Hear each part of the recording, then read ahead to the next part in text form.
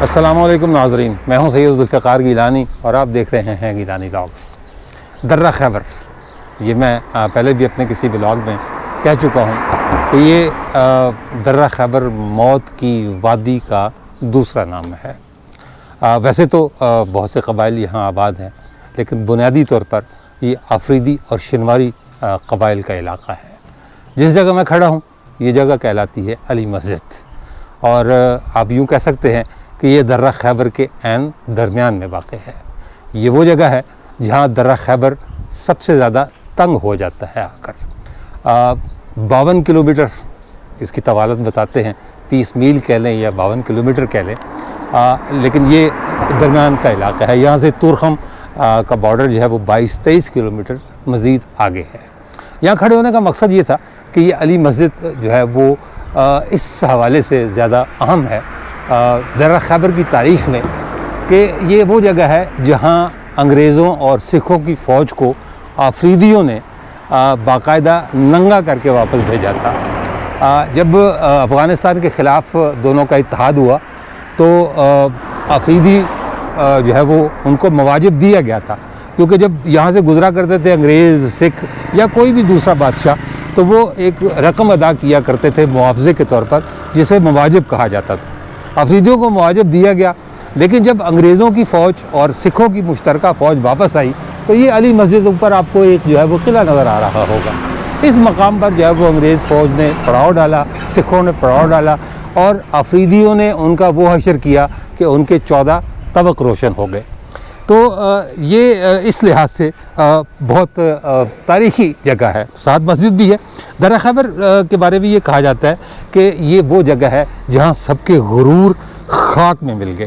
جتنے حملے درہ خیبر پر ہوئے شاید ہی دنیا کے کسی اور درے پر ہوئے ہوں گے۔ مورخین کہتے ہیں کہ آفریدی قبائل، یعنی مورخین نے لکھا ہے، یہ میں نہیں کہہ رہا، اس لیے اگر کوئی آفریدی بھائی میری اس بات کو سنے تو وہ برا نہ مانے۔ وہ کہتے ہیں، مورخین نے جو لکھا ہے ان کا کہنا یہ ہے کہ آفریدی قبائل وہ بلائیں ہیں جو جنگ سے محبت کرتے ہیں، اور یہی محبت ان کے دشمنوں کی بدترین شکستوں کا باعث بنتی رہی ہے۔ یہ جناب علی مسجد سامنے آپ کو لکھا ہوا نظر آ رہا ہوگا، اوپر قلعہ ہے۔ یہاں کھڑے ہو کر میں جو ہے وہ ایک دو باتیں ضرور کروں گا۔ کہتے ہیں کہ جی الیگزینڈر، مطلب الیگزینڈر سے پہلے یہ سلطنت فارس کا حصہ تھا یہ پورا علاقہ، اور 600 قبل مسیح میں ہخامنشی خاندان کے زیر نگین تھا۔ الیگزینڈر کو ویسے تو فاتح عالم کہا جاتا ہے، لیکن بنیادی طور پر اس کی ساری زندگی ایران کو فتح کرتے ہوئے گزر گئی، جسے اس زمانے میں فارس کہا جاتا تھا۔ تو یہ جو ہے وہ ان قبائلیوں کا علاقہ تھا۔ الیگزینڈر کے بارے میں کچھ مورخین نے لکھا ہے کہ جب الیگزینڈر نے یہ درہ خیبر پار کرنا چاہا تو اس نے اپنی ماں سے مشورہ کیا، یعنی ملکہ اولمپیاس سے اس نے مشورہ کیا، اور اس سے پوچھا کہ جی میں جو ہے وہ درہ خیبر عبور کرنا چاہتا ہوں، لیکن وہاں کے جو قبائل ہیں بڑے وحشی ہیں، بڑے خطرناک ہیں، بڑے جنگجو ہیں، اور وہ کسی کو چھوڑتے نہیں ہیں۔ تو کچھ لوگوں نے یہ لکھا ہے کہ الیگزینڈر کی ماں نے، یعنی ملکہ اولمپیاس نے یہ کہا کہ تم آفریدیوں کو میرے پاس بھیجو، میں انہیں آزماتی ہوں کہ وہ کس طرح کے لوگ ہیں۔ تو کہتے ہیں کہ جی کچھ آفریدیوں کو جو ہے وہ بلایا گیا، دعوت کی ملکہ اولمپیاس نے آفریدی قبائل کی، اور وہ 10 12 15 جتنے لوگ بھی تھے، تو ملکہ اولمپیاس نے ان سے پوچھا آفریدیوں سے کہ آپ کا سردار کون ہے؟ تو کہا یہ جاتا ہے کہ ہر آفریدی نے کہا کہ میں سردار ہوں۔ تو اور وہ آپس میں جو ہے وہ لڑنے لگے۔ انہوں نے کہا کہ تو خود کو سردار کیسے کہہ رہا ہے؟ اس نے کہا تم تو اپنے آپ کو سردار کیسے کہہ رہے ہو؟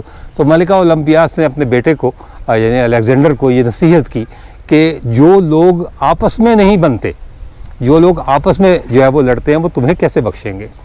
یہ بعض تواریخ میں لکھا ہے، لیکن اس طرح کی کوئی شہادت، تاریخی شہادت موجود نہیں کہ الیگزینڈر کی ماں یہاں آئی ہو، یا ایون یہ کہ ایران تک آئی ہو۔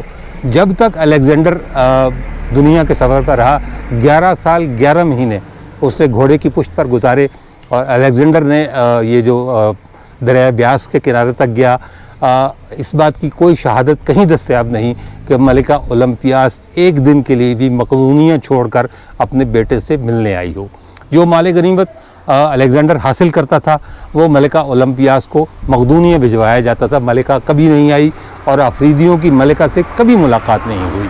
लिहाजा जिस किसी ने भी ये लिखा है ये एक अफसाना है, कहानी है, दास्तान है, इसमें किसी किस्म की कोई सदाकत नहीं। लिहाजा अलेक्जेंडर ने ये फ़ैसला किया कि वो इस दर्रे से ना गुज़रे, क्योंकि जब उसे दूसरे लोगों ने भी बताया कि अफरीदी जो है वो नहायत ही जंगजू किस्म की कौम है और अलेक्जेंडर जो है पूरा ईरान जो है वो गुज़र कर आया था, वो नहीं चाहता था कि यहाँ जो है वो उसे हज़ीमत का सामना करना पड़े, लिहाजा उसने ये रास्ता ही इख्तियार नहीं किया। वो यहाँ से जो है बाजोड़ के रास्ते वो पाकिस्तान में दाखिल हुआ, यानी वो इलाका जो आजकल पाकिस्तान है, तो यहाँ वो दाखिल हुआ। हुंड के मुकाम से उसने, हुंड या हंड जो भी उसको कहते हैं, वहाँ से उसने दरिया सिंध अबूर किया और फिर वादी छछ पहुँचा। वादी छछ में आज भी ये ज़िला अटक की वादी है हज़रों की साइड पर, यानी अगर हम यहाँ से इस्लामाबाद जाए, मैं इस वक्त दर्रा खबर के दरमियान में खड़ा हूँ, अगर यहाँ से हम इस्लामाबाद जाएँ तो नेशनल हाईवे के उल्टे हाथ की जो वादी है कामरा से के बिल्कुल सामने हज़रों की तरफ की वादी वो कहलाती है वादी छछ। तो लिहाजा वो वादी छछ के रास्ते से टैक्सला पहुँचा था, वो दर्रा खबर के रास्ते नहीं गया। हाँ, ये कहा जाता है कि उसकी फ़ौज का कुछ हिस्सा, उसके 2 सिपा सालार थे, एक का नाम पर्डिगस था और एक का नाम हिफाज़तन था, वो 2 सिपा सालार अपनी फ़ौज का कुछ हिस्सा लेकर यहाँ से ज़रूर गुजरे थे। अब ये नहीं पता कि उनमें से कितनी फ़ौज अफरीदियों के हथे चढ़ी और कितनी फ़ौज जो है वो पार उतर गई। यही सूरत हाल बाद में जो है वो उसके बाद जितने फ़ातहीन आए, महमूद गज़नवी, उसने ये किया कि उसने अफरीदियों के साथ जंग नहीं की, उसने अफरीदियों को दुश्मन नहीं बनाया, उसने बाकायदा उनसे दोस्ती की, उन्हें अपनी फ़ौज में भर्ती किया और उन्हें अपने साथ हिंदुस्तान की मुहिम पर ले गया। आपने 2 लफ्ज़ अक्सर सुने होंगे, एक पख्तून और एक आवान। ये दोनों लक़ब महमूद गज़नवी के दिए हुए हैं। पख्तून कहते हैं पुख्त को, ये जो पुख्त है यानी पुश्त जो हमारी है, ये चूँकि जो है वो हमारे जिस्म का मजबूत तरीन हिस्सा है, हमें खड़े होने में, उठने में, बैठने में, चलने में हमारी रीढ़ की हड्डी जो है वो हमारी मदद करती है और ये हमारी पुश्त कहलाती है। उसने अफ़गानों को माशाल्लाह बड़े कड़ियल जवान, बड़े ज़ोरावर और बड़े शाहसवार जंगजू, तो उन्होंने मतलब महमूद गज़नवी ने जो उस जो यहाँ कबायली थे उन्हें कहा कि ये मेरी फ़ौज की पुख्त हैं, यानी पुश्त हैं मेरी फ़ौज की। वहाँ से लफ्ज़ पश्तून ने और पख्तून ने जन्म लिया। इसी तरह जब वो अपना कल्लर कहार की वादी सून जिसे कहा जाता है, वहाँ के जो आवान हैं, जो आज आवान कहलाते हैं, आवान कोई लक़ब नहीं है, कोई टाइटल नहीं है। इसी तरह पठान जो है, पख्तून जो है, ये कोई मतलब टाइटल नहीं है। महमूद गज़नवी ने इन्हें खान का लक़ब भी दिया और पश्तून या पख्तून का लक़ब भी दिया। इसी तरह वो जो अपना आवान थे, कुतुब शाही आवान, वो जब उसकी फ़ौज में शामिल हुए तो वो ज़ाहिर है वो भी बड़ी बहादुरी से लड़े, वो भी बड़े कड़ियल जवान, 6.5 फुट के वो लोग हैं। तो उसने कहा कि ये आवान है। आवान का मतलब होता है मददगार। तो ये जो पहचान वो दे गया महमूद गज़नवी, आज अगर कोई पठान अपने आप पख्तून कहता है तो ये उसका खिताब है, उसकी ज़ात नहीं है। ज़ात उसकी वही है, जैसे यूसुफ़ज़ई है, अफरीदी है, शिनवारी है, मोमंद है, ये उनकी ज़ातें हैं, ये मतलब उनके कबाइल है। अगर किसी को पख्तून कहा जाता है तो इससे महमूद गज़नवी की याद ताज़ा होती है, जिसने इन्हें पख्तून का लक़ब दिया था। ये वो अली मस्जिद है जिसकी वजह से इस इलाके को अली मस्जिद कहा जाता है। पीछे एक नई इमारत तामीर हो रही है, जबकि ये छोटा सा गुंबद है। इसी की वजह से ये पूरा इलाका अली मस्जिद कहलाता है। इससे ये भी पता चलता है कि जब सिखों ने यहाँ हमला किया है या सिखों ने जब कब्ज़ा किया है इस इलाके पर, या अंग्रेज़ आए हैं, तो मुसलमान उससे पहले से मौजूद थे, वरना इस जगह का नाम अली मस्जिद ना होता। हाँ, मुमकिन है कि उससे पहले जो है वो ये कोई और नाम हो, लेकिन जब से मुसलमान यहाँ आए तब से इसका नाम जो है वो अली मस्जिद है। तो ये वो छोटी सी मस्जिद है और ये जो ऊंचाई पर जो किला नज़र आ रहा है, वो ऊंचाई पर जो किला नज़र आ रहा है ये है अली मस्जिद का किला। और यही वो जगह है जहाँ अंग्रेज़ों और सिखों के कपड़े तक उतार लिए थे अफरीदियों ने। ये वो तारीख़ी किला है जहाँ ये सब कुछ जो है वो पेश आया था। कहा जाता है कि ये 1876 में बना था और जब अफ़गानों के साथ उनकी लड़ाई हुई और जब ये वापस आए तो अफरीदियों ने इनके साथ जो होनी चाहिए थी वो किया। खैबर के तारीख़ी दर्रे में پشاور کی طرف سے داخلے کے لیے ایک بڑے دروازے کی تجویز 1962-63 میں اس وقت کے کمشنر پشاور جی اے مدنی نے دی، جب وہ پہلی مرتبہ درہ خیبر کے دورے پر تھے۔ انہوں نے اس وقت کے پولیٹیکل ایجنٹ سرفراز خان کو جمرود کے قریب ایک گیٹ وے بنانے کی ہدایت دی اور حکم دیا کہ ایک ایسی عمارت تعمیر کی جائے جو خیبر کی تاریخ اور قبائلی روایات کی علم بردار ہو، جس پر پولیٹیکل انتظامیہ نے موجودہ باب خیبر تعمیر کرایا، جس میں صرف خیبر ایجنسی میں پیدا ہونے والا مواد لگایا گیا۔ یہ تمام کام، جس پہ گیٹ وے، دیواریں اور پلیٹ فارم شامل ہے، صرف 4 مہینوں کی قلیل مدت میں تعمیر کیے گئے۔ سابق صدر پاکستان ایوب خان نے 11 جون 1963 کو باب خیبر کا افتتاح کیا۔ دنیا کا یہ مشہور درہ خیبر اس تاریخی دروازے سے 3 میل کے فاصلے سے شروع ہوتا ہے اور یہاں سے اندازاً 24 میل یعنی تورخم کے مقام پر پاک افغان سرحد پر ختم ہوتا ہے، جہاں سے لوگ ڈورنڈ لائن عبور کر کے افغانستان میں داخل ہوتے ہیں۔ باب خیبر اور تورخم کے بیچ کا یہ علاقہ یہاں کسی بھی بری نیت سے آنے والے کے لیے خطروں سے اتنا بھرپور ہے جس کی مثال کہیں اور نہیں ملتی۔ یہی وجہ ہے کہ دنیا اور اس خطے میں فاتح کہلانے والا کوئی حکمران اس درے اور اس کے مکینوں کو قابو نہیں کر سکا۔ اس راستے کے دونوں طرف تقریباً 1500 فٹ اونچی پہاڑی چٹانیں اور ان کے بیچ ناقابل دریافت غار ہیں۔ یہ درہ یہاں کے لوگوں کے لیے جنگی لحاظ سے ایسا قدرتی حصار ہے جسے دنیا کے کسی جنگی ہتھیار سے فتح نہیں کیا جا سکتا۔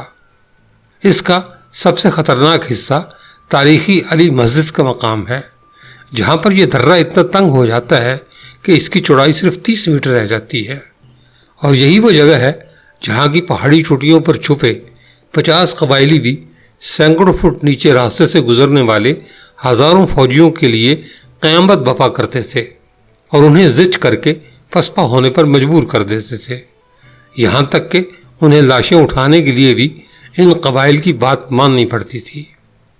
درہ خیبر صدیوں سے بیرونی فاتحین کے گزر کا رہا ہے۔ سب سے پہلے آریاؤں نے 600 قبل مسیح میں اس بین الاقوامی شاہراہ پر اپنے قدم رکھے۔ 6 صدی قبل مسیح میں اہل فارس اس علاقے پر قابض ہوئے اور اسے اپنی سلطنت میں شامل کیا۔ 326 قبل مسیح میں دنیا کو فتح کرنے کا خواب دیکھنے والے ارسطو کے شاگرد الیگزینڈر دی گریٹ نے خود تو خیبر سے دور دوسرا شمالی راستہ اختیار کیا، لیکن یونانی افواج کا بیشتر حصہ اس کے جرنیلوں ہپاسشن اور پرڈیکس کی کمان میں یہیں سے گزرا۔ یونانیوں کی اس درے میں آمد تاریخ کا ایک اہم واقعہ ہے، کیونکہ گندھارا پر الیگزینڈر کا وہی اثر تھا جو ایک بڑے حملہ آور کا ہو سکتا ہے۔ الیگزینڈر اس علاقے میں سال بھر سے بھی کم ٹھہرا تھا، اس لیے یونانی تخیل اور ثقافت پھیلانے میں اس کا اثر محض بالواسطہ تھا۔ اس طرح باختری، سیفی اور پارتھیائی 2 اور پہلی صدی قبل مسیح میں یہاں آئے۔ پہلی صدی عیسوی میں کشان خاندان نے وسطی ایشیا میں سلطنت قائم کی تو پشاور کو اس کا دارالحکومت بنایا اور درہ خیبر بین الاقوامی آمد و رفت کے لیے ایک مستقل شاہراہ بن گیا۔ جب گوتم بدھ کی تعلیمات اس علاقے میں عام ہوئیں تو بدھوں اور یونانیوں کے فن باہم مل گئے، جس سے شورائے آفاق گندھارا آرٹ وجود میں آیا۔ کشان خاندان کے بعد 3 صدی عیسوی میں ساسانی یہاں آئے۔ اس ایرانی خاندان نے ہنوں سے پہلے گندھارا پر حکومت کی۔ تاریخی عالم کے سفاک ہن بر اعظم ایشیا کے وسط سے اٹھ کر 5ویں صدی عیسوی میں اس سرزمین پر حملہ آور ہوئے۔ جس وقت حضرت محمد مصطفیٰ صلی اللہ علیہ وآلہ وسلم نے وسطی ایشیا کو اپنے نور سے جگمگایا تو فاتحین اسلام کا سیلاب آگے بڑھا۔ ان پرجوش مجاہدین کے دل اسلامی نصب العین کی مرئی قوتوں اور اولو العزمی کی روح سے سرشار تھے۔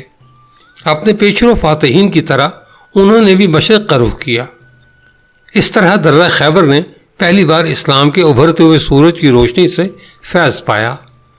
تاریخ کے بہترین شہسوار اور عظیم الشان اسلامی فاتح سلطان محمود غزنوی نے सोमनाथ फतह करके बुत शगन का लक़ब पाया।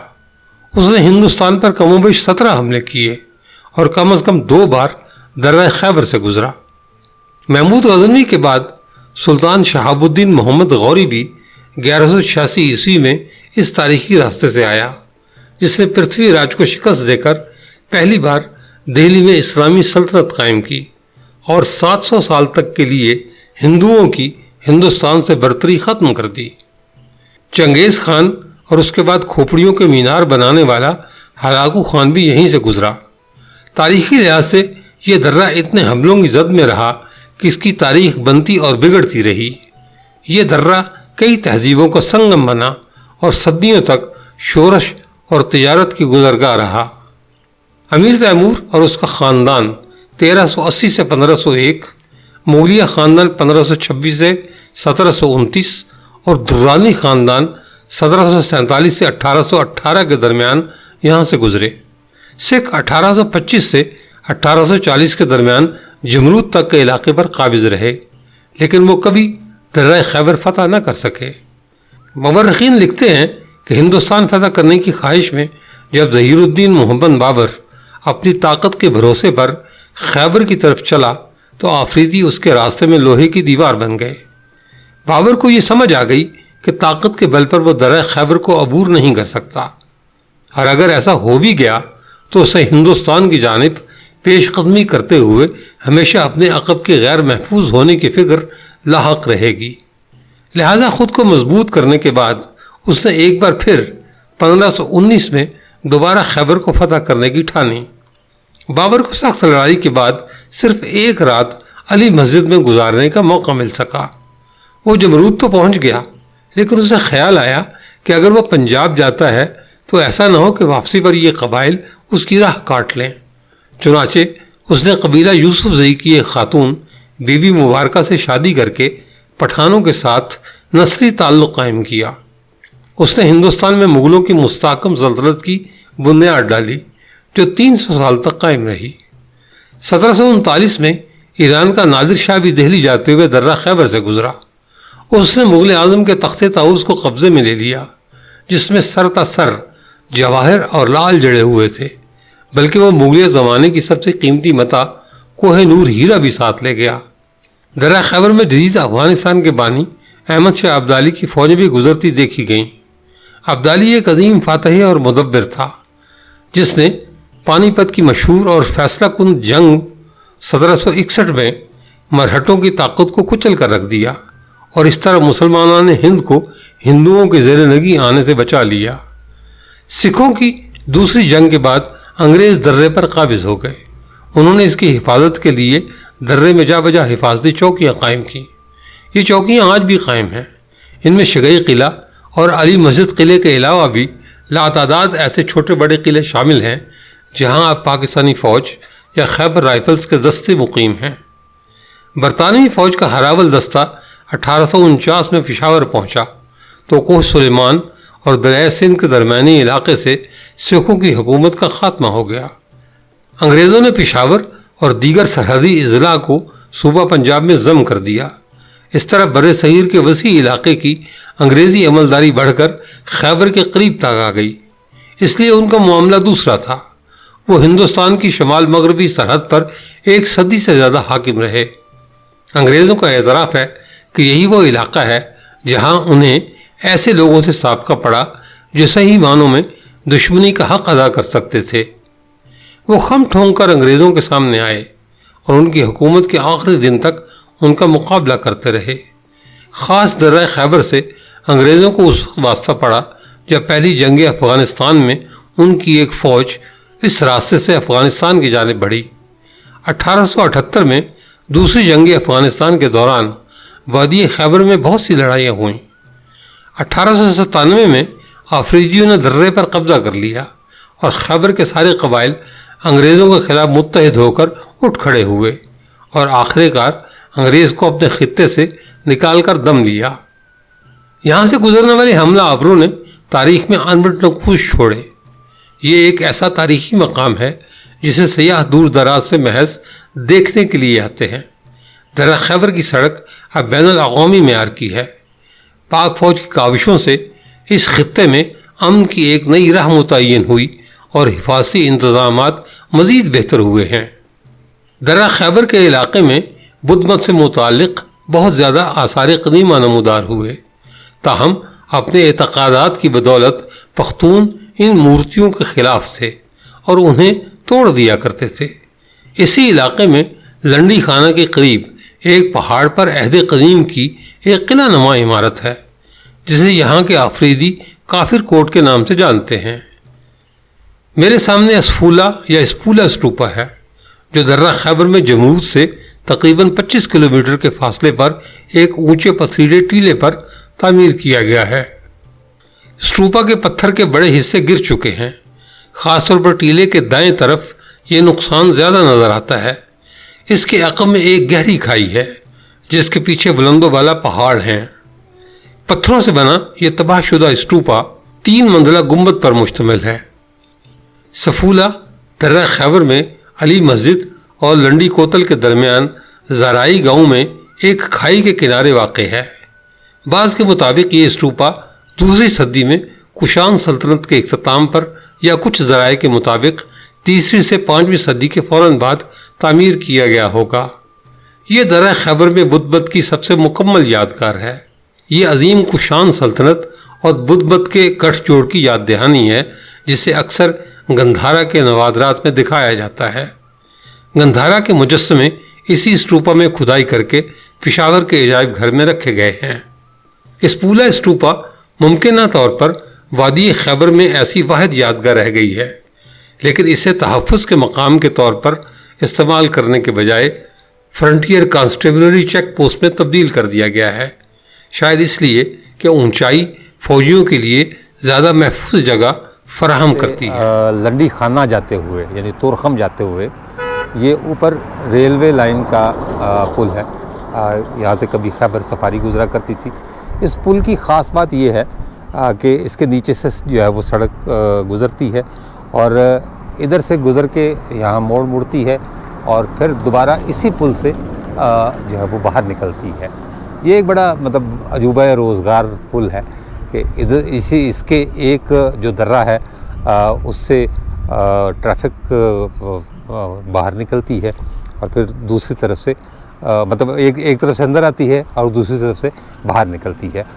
یہ اس کے بارے میں جو ہے وہ ٹی وی پروگراموں میں بھی سوال کیے جاتے رہے، لیکن بہت کم لوگ اس کا جواب دے پاتے تھے کہ یہ جو ہے وہ اپنا جگہ کون سی ہے۔ یہاں یہ ایک مسجد ہے، یہ مسجد قبا یہ سرپل تورخم روڈ، تو میرا خیال ہے کہ یہ سرپل ہی کہلاتا ہوگا۔ یہ اوپر آپ کو پٹری بھی نظر آ رہی ہوگی اور یہ پل بھی نظر آ رہا ہوگا۔ یہ خیبر سفاری کی وہ یادیں ہیں جو اب صرف یادیں رہ چکی ہیں۔ یہ تورخم ہے اور میں عین اس مقام پر کھڑا ہوں جہاں کچھ عرصہ پہلے ایک پہاڑ جو ہے وہ گر گیا تھا اور مطلب لینڈ سلائڈنگ ہوئی تھی، اس کے نیچے بہت ساری گاڑیاں آ گئی تھیں۔ میرا خیال ہے کہ شاید 100-150 کے لگ بھگ گاڑیاں تھیں اور کئی انسانی جانوں کا نقصان بھی ہوا۔ اب بھی بہت سی گاڑیوں کا ملبہ آپ دیکھ رہے ہوں گے۔ یہ سامنے یہ پورے کا پورا پہاڑ جو ہے یہ لینڈ سلائڈنگ کی وجہ سے گر گیا تھا اور اچھا خاصا نقصان ہوا تھا۔ کئی روز کی محنت کے بعد اس مطلب امدادی کارروائیاں جس میں پاکستان آرمی نے بطور خاص حصہ لیا اور یہ ملبہ یہاں سے ہٹایا اور جو ہے وہ جو گاڑیاں تھیں یہ اب بھی ان کو جو ہے وہ آپ کو نظر آ رہے ہوں گے، ان کے یہ ٹائر میرا خیال ہے کہ شاید 100-150 گاڑی میرا خیال نیچے آئی تھی اور اچھا خاصا جانی نقصان بھی ہوا تھا۔ لیکن پاکستان فوج کی ایک خاص بات یہ ہے کہ سیلاب ہو، طوفان ہو، کوئی بھی قدرتی آفت کیوں نہ ہو، ہمارے جوان جو ہے وہ سب سے پہلے وہاں پہنچتے ہیں اور ان کارروائیوں میں حصہ لیتے ہیں۔ یہ اس کی ایک زندہ مثال بالکل سامنے ہے کہ اگر پاکستان آرمی کی امدادی ٹیمیں نہ آتیں تو اللہ جانے کتنا بڑا اور خوفناک یہ سانحہ ہوتا۔ لیکن بہرحال اس کو بحال کیا جا چکا ہے اور اس کے متبادل راستے بھی بنائے جا چکے ہیں، مطلب تورخم بارڈر تک پہنچنا آسان ہے۔ یہ ذرا ایک ویو دے دیجئے گا تورخم بارڈر کا۔ یہ اپنا یہ جناب تورخم ہے، درہ خیبر میں پاکستان کا آخری مقام यहाँ से पैदल जो है वो अफ़गानिस्तान क्रॉस किया जा सकता है। शायद वो 2 टावर आपको नज़र आ रहे हों सामने पहाड़ी पर लगे हुए, वो अफ़गानिस्तान है। तो यूँ समझ लें, ये अगर मेरी उंगली कैमरा दिखा पा रहा है तो मेरी उंगली की सीध में वो जो 2 टावर हैं वो अफ़गानिस्तान है, ये पाकिस्तान है। हम अफ़गानिस्तान से मेरा ख़्याल है कि शायद कोई 1.5 या 2 किलोमीटर की दूरी पर हैं। तो ये यहाँ से फिर हमारी सरहद ख़त्म होती है। ये सारा अफ़गान ट्रांजिट ट्रेड आते हुए भी हमें बहुत सारे ट्रक रास्ते में मिले। अब जाते हुए देखते हैं क्या सूरत हाल होती है। तो मतलब यहाँ तक हमारी मुमलिकत है। खैबर की तारीख़ आपने सुन ली, खैबर क्या है, कहाँ से शुरू होता है, क्या लंबाई चौड़ाई, ये सारा कुछ मैंने आपको बता दिया। और मैं एक बार फिर अली मस्जिद के सामने खड़ा हूँ। अली मस्जिद यकीनन ये जिस दौर में बनी है, यानी 700 साल पहले इसे कहा जाता है कि ये तामीर हुई। इसके बारे में 2 रिवायतें हैं। एक रिवायत तो ये है कि मौला अली ख़ुद यहाँ तशरीफ़ लाए थे, लेकिन ये बिल्कुल गलत रिवायत है, इसमें कोई सच्चाई नहीं है। दूसरी रिवायत ये है कि मौला अली की औलाद में से कोई साहब थे जिनका शुमार तबा ताबईन में से होता था, उनका नाम भी अली था, वो यहाँ आए थे, लेकिन ये रिवायत भी गलत है। ऐसे कोई शवाहिद तारीख़ी तौर पर मौजूद नहीं कि वो यहाँ आए हों। मौला अली या उनकी औलाद में से जो तबा ताबईन में से जो लोग हों वो यहाँ आए हों, क्योंकि इस्लाम यहाँ बहुत बाद में आया है। तबा ताबईन ठीक है, खुरासान वगैरह जो है वो उमवी खिलाफत के दौर में फ़तह हो गया था। ईरान तक की फ़ौजें जो है ईरान तक हमारी फ़ौजें, इस्लामी फ़ौजें खिलाफत राशिदा के दौर में पहुँच गई थी और तबलीग के लिए भी जो है वो लोग आ गए थे। लेकिन इस इलाके में इस्लाम की शहादत बहुत बाद की है। ये भी मैं जो है वो पहले अपने 1 या 2 ब्लॉग में ये कह चुका हूँ कि वो यहूदियों के जो 10 कबाइल, जिन्हें तारीख़ 10 गुमशुदा कबाइल या 10 लॉस्ट ट्राइब्स कहती है, अफ़गानी उनकी औलाद हैं। और इनके जो नक्शो निगार हैं, लोग कहते हैं बाख्तरियों से मिलते हैं, यानी यूनानियों से मिलते हैं, लेकिन अगर आप गौर करें तो ये वो नक्शो निगार हैं जो हज़रत याकूब अलैहिस्सलाम की औलाद यानी बनी इसराइल से मिलते हैं। तीसरी रिवायत इसके बारे में ये है कि यहाँ अली हजवेरी, जिन्हें उर्फ़ में दाता गंजबख्श कहा जाता है, वो यहाँ तशरीफ़ लाए थे और मुमकिन है कि उन्होंने यहाँ कुछ वक्त गुजारा हो, ये उनका हुजरा रहा हो, जिसे बाद में जो है वो मस्जिद में जो है वो तब्दील कर दिया गया हो। ये कई रिवायतें हैं। मसला ये है कि ये चूँकि पहाड़ी इलाका है, यहाँ तारीख़ी मतलब तहरीरी तारीख़ का रिवाज कम है। रिवायतें सीना बसीना सफ़र करती हैं और वो इतनी तेज़ी से सफ़र करती हैं कि एक वक्त ऐसा आता है कि ये लगता है कि ये रिवायतें बाकायदा तारीख़ है और इनमें सच्चाई है। लेकिन मसला फिर वहीं आ जाता है कि रिवायत, हिकायत और हकीकत, इन तीनों में ज़मीन आसमान का फ़र्क है। हकीकत के नज़र आती है, रिवायत के पीछे कोई रावी होता है, कोई बयान करने वाला होता है, लेकिन हिकायत कोई मॉरल स्टोरी होती है। तो मुझे नहीं पता कि ये जो है वो ये तो तयशुदा बात है कि इसमें हकीकत नहीं है कि मौला अली या मौला अली की औलाद में से कोई शख्स यहाँ आया हो। हाँ, ये ज़रूर हो सकता है कि अली हजवेरी यानी दाता गंजबख्श यहाँ तशरीफ़ लाए हों, उन्होंने यहाँ कुछ इलाकशी की हो, क्योंकि आम तौर पर जो हमारे औलिया कराम हैं, जो बुज़ुर्गान दीन हैं, वो उन्होंने बड़े तवील मुजाहिदे किए हैं, बड़ी तवील रियासतें की हैं, बड़े तवील सफ़र किए हैं। तो हो सकता है कि ये पहाड़, इन पहाड़ों पर भी उनके कदम पड़े हों, लेकिन कोई बात यकीन से नहीं कही जा सकती। जैसे दर्रा खैबर के बारे में ये नहीं बताया जा सकता कि अगर आप इसमें दाखिल हो गए हैं, आप ज़िंदा सलामत यहाँ से बाहर निकलेंगे या नहीं निकलेंगे, ये नहीं बताया जा सकता। इसी तरह ये बात भी नहीं बताई जा सकती कि इसमें सच क्या है और झूठ क्या है। इसके साथ ही मुझे इजाज़त दीजिए, अगले ब्लॉग में इंशाअल्लाह ताला फिर मुलाकात होगी। तब तक के लिए अल्लाह हाफ़िज़।